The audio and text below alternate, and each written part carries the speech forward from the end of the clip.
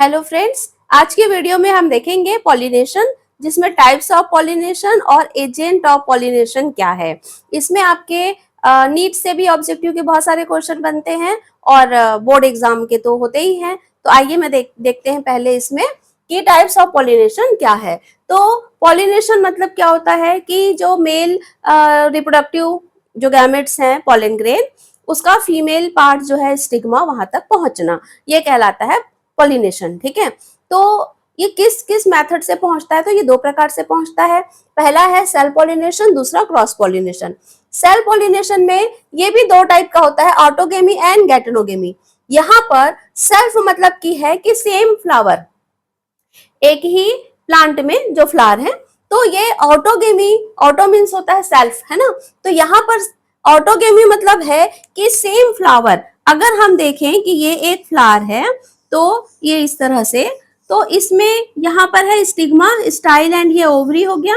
ठीक है, और यहीं पर इसमें होंगे आपके ये पॉलन ग्रेन्स। तो इसके पॉलन ग्रेन का यहाँ तक पहुंचना ये कहलाता है ऑटोगेमी।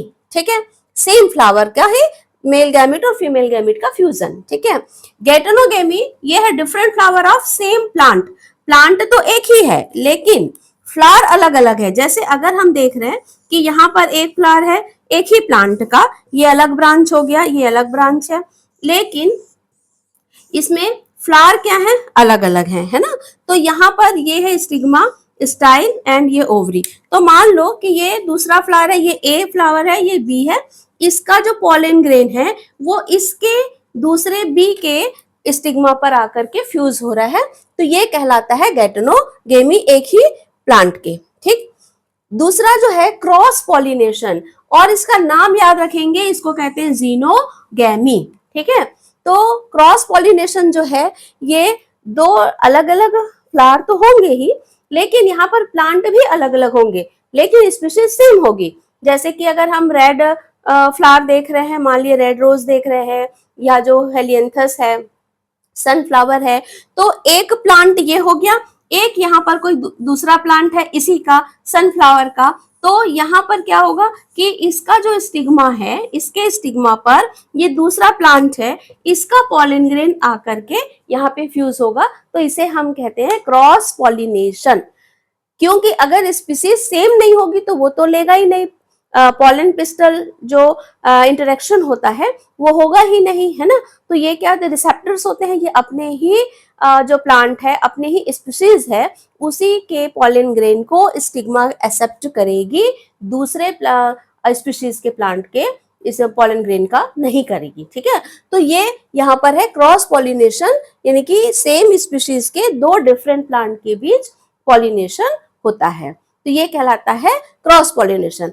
अब हम देखते हैं एजेंट ऑफ पॉलिनेशन क्या क्या है।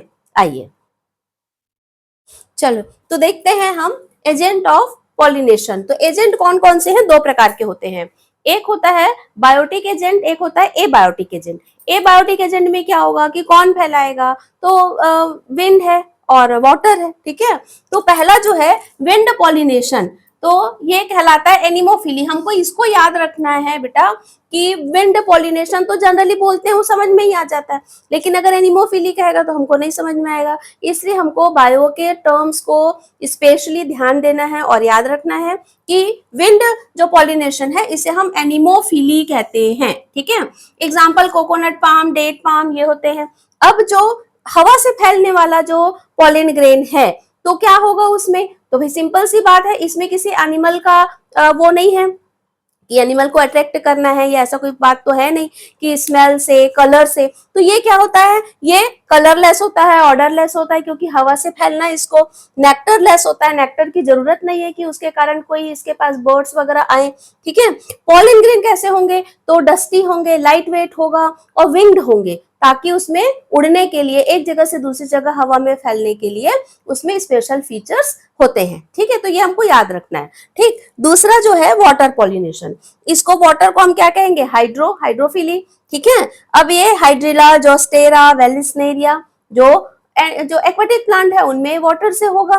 ठीक, अब इसमें भी क्या है, क्योंकि पानी से ये एक जगह से दूसरी जगह जा रहे हैं, तो यहाँ पर भी किसी एनिमल को अट्रैक्ट करने की जरूरत नहीं है, तो इनमें भी वेट, लाइट वेट होता है, फ्लावर का। दूसरा नेक्टरलेस, ऑर्डरलेस होता है ना।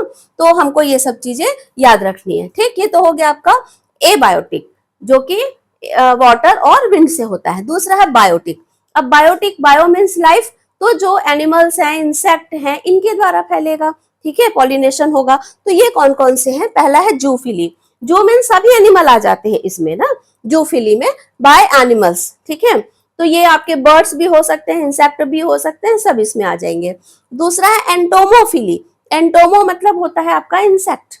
ठीक है, तो ये बाय इंसेक्ट के द्वारा जो फैलते हैं, जो पॉलिनेशन होता है, उसको हम एनिमोफिली कहते हैं, सॉरी एंटोमोफिली कहते हैं। थर्ड है ऑर्निथोफिली। ऑर्निथो मतलब क्या? Ornitho means birds. यही देखिए, आप लोग को ये चीजें रटने की जरूरत नहीं है। अगर आप 11th में पढ़े होंगे तो 11th में आपने क्लासिफिकेशन पढ़ा है, उसमें आपने नॉन कॉर्डेट और कॉर्डेट पढ़ा, तो वहां पर ये सारी चीजें हैं कि क्लासिफिकेशन ऑफ बर्ड्स को हम क्या कहते हैं, है ना, स्पीशीज को क्या कहते हैं। तो ये सब के अलग अलग नाम थे उसमें, कॉमन नेम, साइंटिफिक नेम। तो यहाँ पर हमको ये काम आता है, इसीलिए हमको हर चीज, हर क्लास का जो टॉपिक है ना, बहुत अच्छे से उसके अलग अलग जो नेमिंग होते हैं उसको हमको याद रखना चाहिए। ठीक है, तो यहाँ पे ऑर्निथोफिली तो बाय बर्ड्स, बर्ड्स के द्वारा जो फैलेगा। ठीक है, काइरेप्टेरोफिली बर्ड्स, जो बैट होते हैं, सॉरी बैट, बैट के द्वारा फैलता है, तो उसको हम कहते हैं काइरेप्टोफिली। ठीक है, मेलेकोफिली, मेलेकोलॉजी किसको कहते हैं?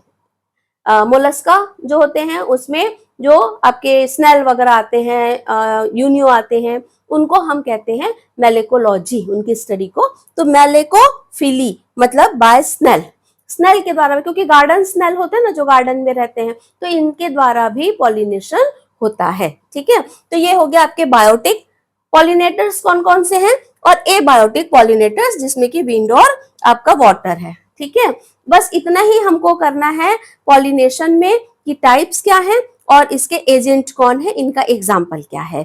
ठीक है, और स्टूडेंट, मेरा वीडियो आपको अच्छा लगता होगा तो आप इसको लाइक और सब्सक्राइब करें, और अच्छे अच्छे आप कमेंट्स कर सकते हैं कि आपको जो टॉपिक चाहिए आप उसके बारे में लिख सकते हैं, तो उससे हमको भी बहुत अच्छा लगता है, और अच्छी अच्छी वीडियोस मैं आपके लिए इसमें लेकर आऊंगी। Thank you.